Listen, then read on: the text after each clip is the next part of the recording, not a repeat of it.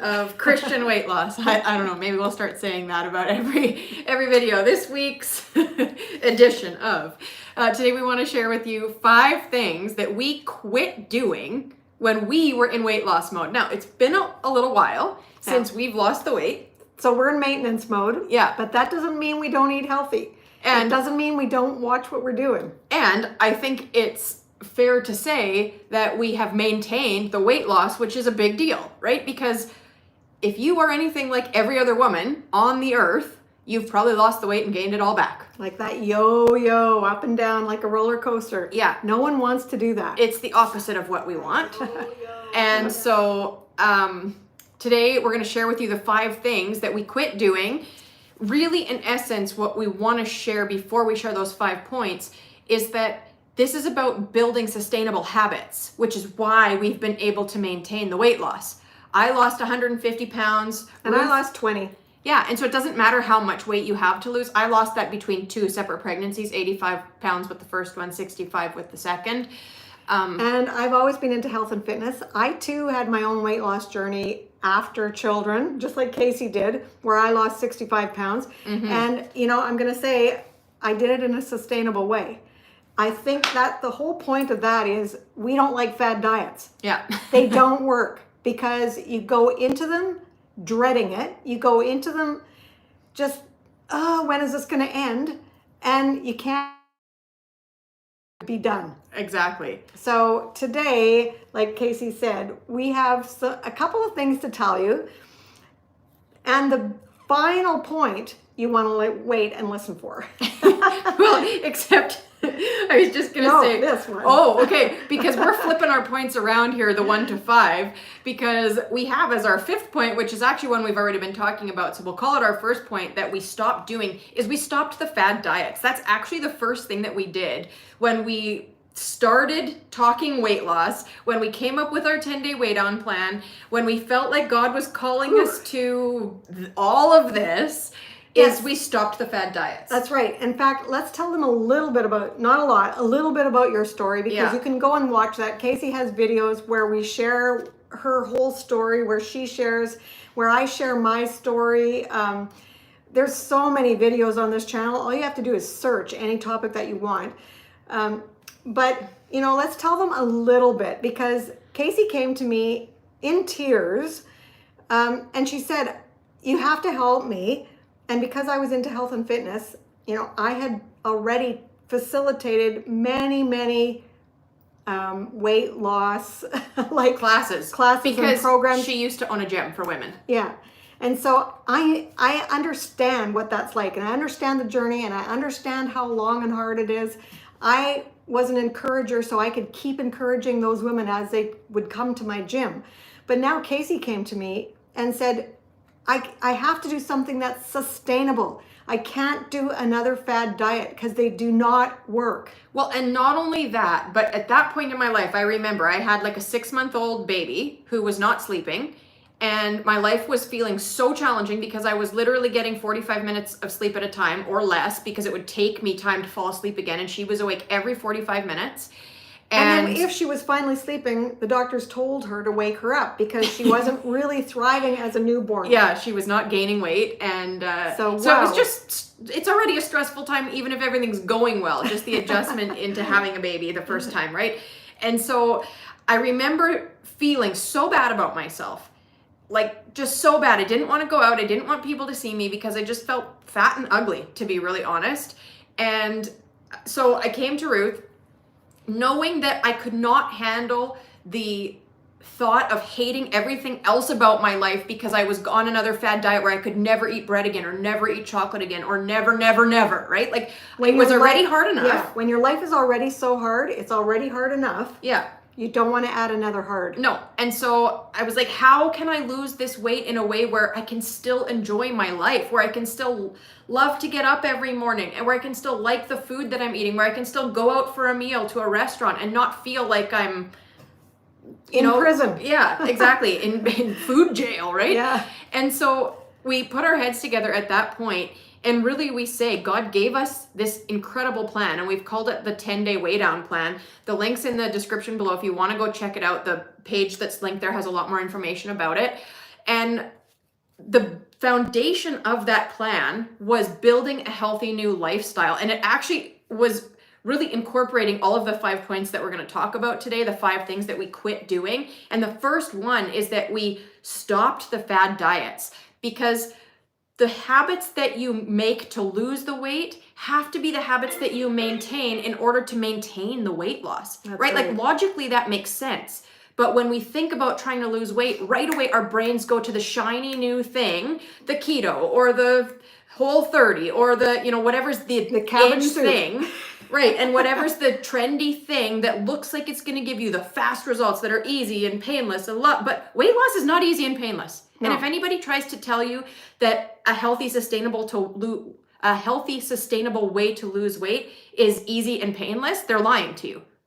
Quite simply. Okay, right? Yeah, exactly. I totally agree. Now, I'm not going to say if you have some supplements that help you feel better, if you have like I take some supplements. And I'm going to tell you, I take them from Melaleuca. Okay, so they're vitamins and minerals and stuff, because even though we eat healthy, I still feel better when I take my extra vitamins, because let's face it, our food isn't like it used to be years and years ago. It doesn't have the same stuff in it any longer. Yeah. Even though we're eating lots of fruit and vegetables. So if you have supplements, we're not speaking against that. We're just saying stop the fad diet. Start getting back to basics, like get back into routine of eating healthy. And that is sustainable habits for a lifestyle. Yeah. Like if you think about the fad diets that you've done recently, or like if you think about the fad diets over the last, 20 years, it's like low fat, no fat came in the, 80s and 90s. Yeah. And that's when the obesity epidemic really skyrocketed. Exactly. Because what they did is they took out all of the healthy fat in the foods and they replaced it with fake sugar. That's what happened. Wow. And so that was terrible. Our bodies need healthy fats. That's how God designed them, right? So we don't want to overeat on fats, but we also don't want to not eat fat, right? Because you need the healthy fats for satiation. They help you feel fuller. They take away your cravings. They make you think, oh, this is tasty. So yeah, we don't want to get rid of all of that. Yeah, or then if you think about the Atkins diet, if you can eat 6 packs of bacon a day on your diet, that is not about health, right? There's too much salt and too many nitrates and too many whatever in that. Yeah, so think about that. And then to never eat a carbohydrate, vegetables and fruits have carbohydrates in them. Our bodies need those too. Yeah, it's like if you're trying the carnivore diet. I just looked at that a little bit. And I know, you just cringe. You cringe because one day of that and you're craving something, man. Well, and your body needs carbs. It doesn't need the crappy carbs, the simple carbs like donuts and chips. But that's what we always say, is we say our plan, the 10-day weigh down, is really based on scripture, the wisdom from the Bible, because Jesus had protein, carbs, and fats with the fish and the manna. So, we follow that. But, well, we finished, are we finished on point number 1? 1. Yeah. Well, we stopped the fad diets and we started creating healthy lifestyles for ourselves, started working on having a healthy relationship with food, because I think that's what the fad diets do to us, right? Is they make us villainize different foods. So you might also want to do some things with this point is maybe quit the late night snacking. Maybe you need to stop that because that might be putting you from maintaining your weight to adding weight to you. Yeah. Or there's a very fine line between losing weight and maintaining. Maybe the late night snacking is making you maintain rather than lose. So maybe you do want to quit the late night snacking. Yeah. Stopping the fad diets doesn't mean we went to a free-for-all. It actually means quite the opposite. Yeah, exactly. And so we worked on having a healthy relationship with food, where we started looking at food as fuel for our bodies.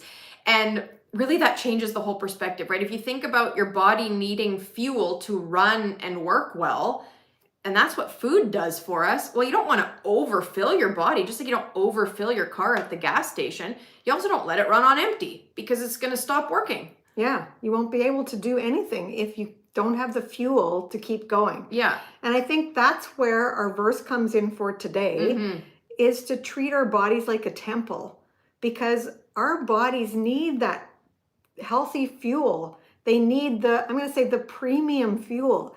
Fruit and vegetables, protein, some healthy carbs like complex carbs, minerals and vitamins and water. That is the premium fuel for your body that it needs. And that's how we want to treat this temple.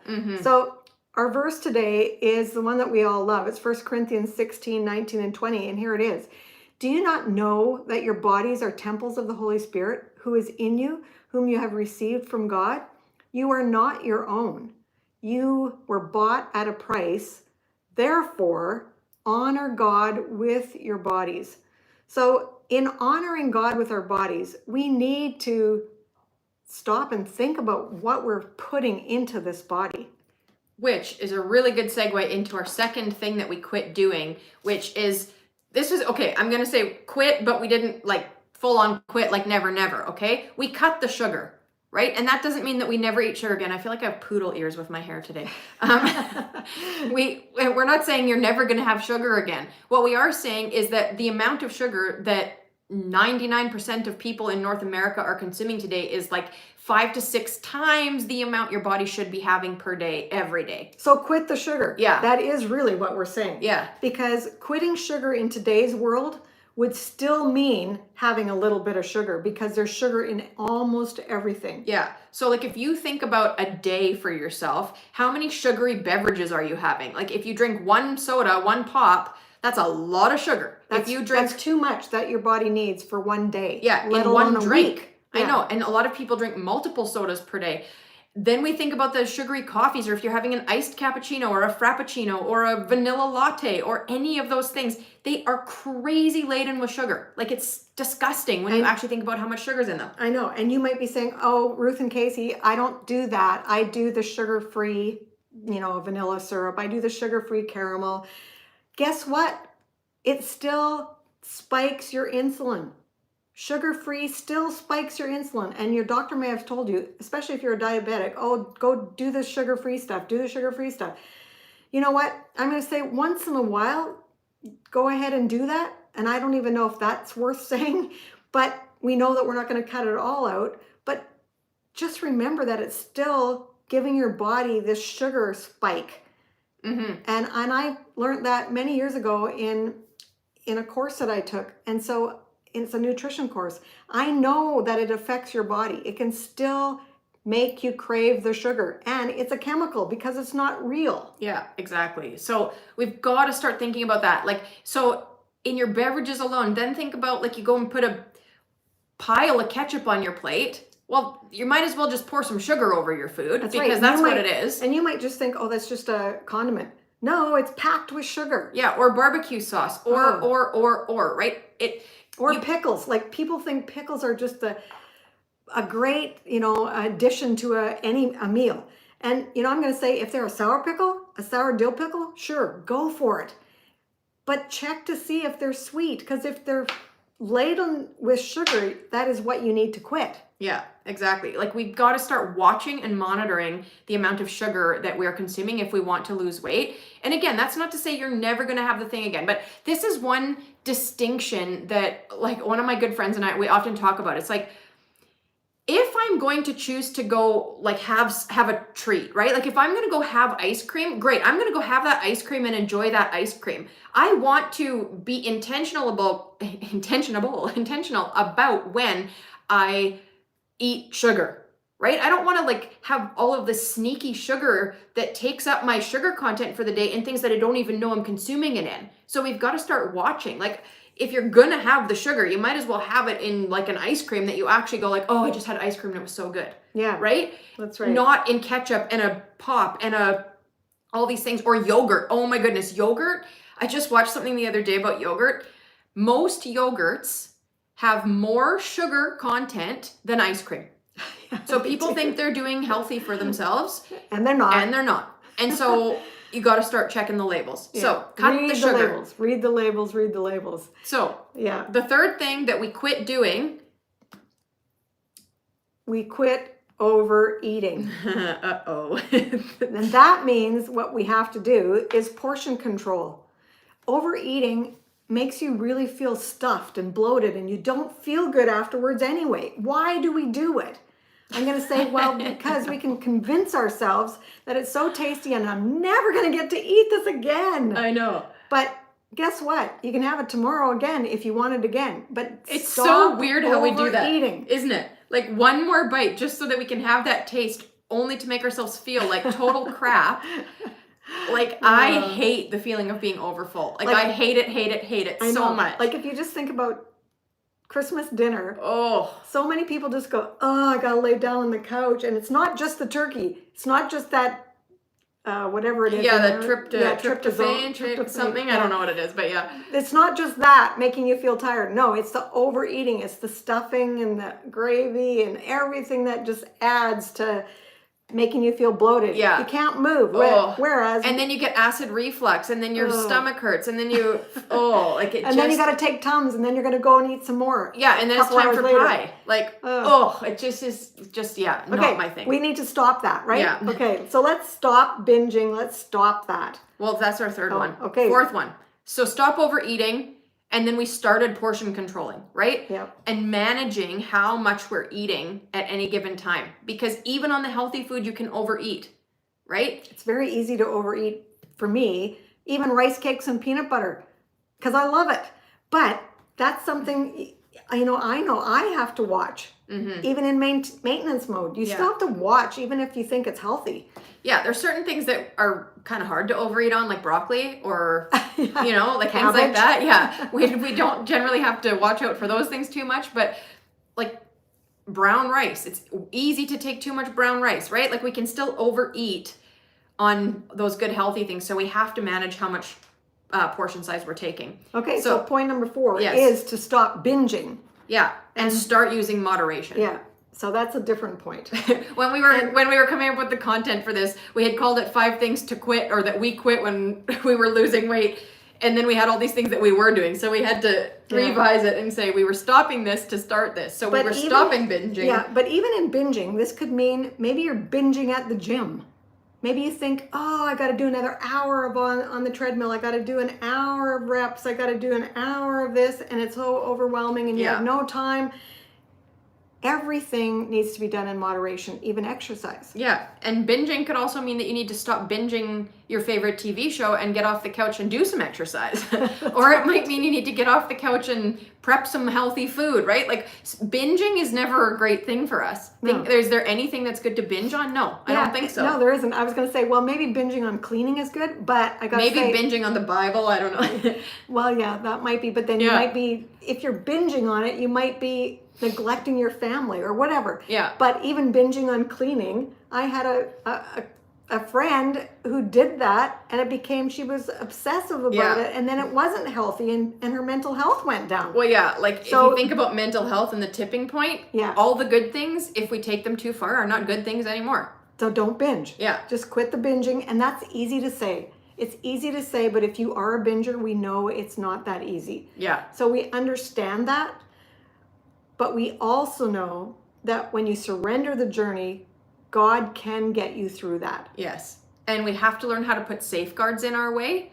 And sometimes we have to ask for help. Yeah. And that's okay. It's okay to ask for help. Yeah, exactly. I think we have a comment here that we've missed. Oh, okay.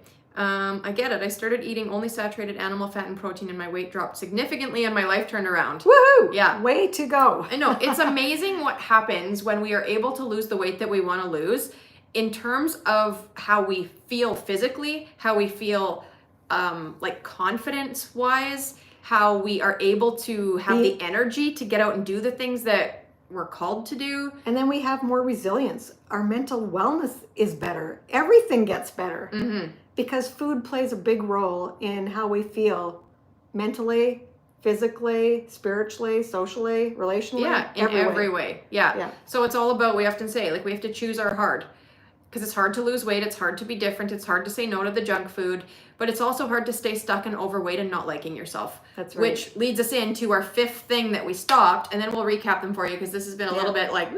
Yeah. So the 5th thing that we stopped doing was we stopped the negative self-talk. And that's a process. I got to tell you, that is a process because right now... An ongoing one. It is an ongoing one because we look in the mirror at ourselves And the first thought is always, I'm going to say negative. It's like we can always run ourselves down. Doesn't matter how hard we work at it. It seems like the devil he wreaks havoc with our minds, with our thoughts. And we have to take those negative thoughts captive, because the negative self-talk just runs us into the ground. Yeah, it spirals us. And like, we have to learn, how to love who we are today if we want to be able to love who we are when we lose the weight. Because losing the weight isn't going to make you love yourself. No. You might think it will, but it won't. There's always going to be something that you don't like. Even when you're in maintenance mode, you look at yourself in the mirror and you go, oh, I don't like that cellulite. Oh, another wrinkle. Oh. Well, it reminds me actually of Michelle Gabriel had posted a comment a while back about her midsection. And she's lost how much weight? 60? Yeah, at least. Something like that. Yeah. And she's still feeling like defeated by that, right? Because her midsection hasn't gone down as much as she'd like it to. And she is so resilient. And I know that, like, there was a comment, somebody had encouraged her, and she's like, you're right, I just got to keep on, and she will. Keeping on. And we know that. But, like, right away, she's lost 60 pounds. Oh, my goodness. And then still, that's the first thing that we think or feel, right? I'm no different. I look in the mirror and I'm like, oh, my goodness, how can I get up and talk about weight loss when I look at my cellulite legs? Like, how can I be talking about this? But that's not what it's about. No, that's right. It is about pressing on toward our goals so that we are able to go out and use the gifts and abilities and talents that God has given us so that we can go out and bless others, so that we can do the work for the kingdom. Yeah, exactly. Cellulite and all. Bigger midsection than we'd like and all. Bigger arms than we'd like and all. And in all of this, we know that God loves you right now the way you are today. Right now. He's not going to love you more when you've lost 150 pounds. Do you think God's going to love you more? No, he loves you just as much the way you are today. Yeah. And isn't that amazing? It is. Right? That we can take comfort in that. So let's recap our points here, because we have 5 things that you're supposed to stop doing. And the first one is to stop the fad diets. The second one is to cut the sugar. The third one is to stop overeating. 4th, stop the binging. 5, stop the negative self-talk. Those are 5 things that we did to lose the weight that we wanted to lose, and it worked. Yeah. And, really, when we say that it's about losing the weight God's way, it's all about learning to view our bodies as temples of the Holy Spirit. And we've often used the little example of, like, if Jesus were physically sitting at the dinner table with you or in your car as you went through the drive-thru, would you make some different decisions about what you were choosing? And everybody that we say that to is like, oh yeah, I would, right? Oh yeah. And so that's like, it's about doing it God's way, where we're doing all things to the honor and glory of him. We're treating our bodies like a temple. This is not about hating who we are to go on another fad diet. It's about loving ourselves enough to take good care of the bodies, minds, and souls that God gave us. And in that, I told you that you needed to stay till the end, because here's the final point, which is we have to continually apply grace, because we fall down. We get discouraged. We're human. We just sometimes think we can't do it. We doubt. We fear. We have anxiety about it. Yeah. Or we end up just like not even trying because we failed too many times in the past. We get stuck. We get paralyzed. We just don't know how to move forward. Yeah. But here's how you start to move forward. You apply grace and you get up again, just like a little child. You get up again and you move forward. There's new mercies every day. So start now. Exactly. So, anything else? I don't think so. I think if you want more information about our 10-day WeighDown Plan, check the link below. I think today we should end by saying that until next time, treat your body like a temple, not a trash can. See you next time.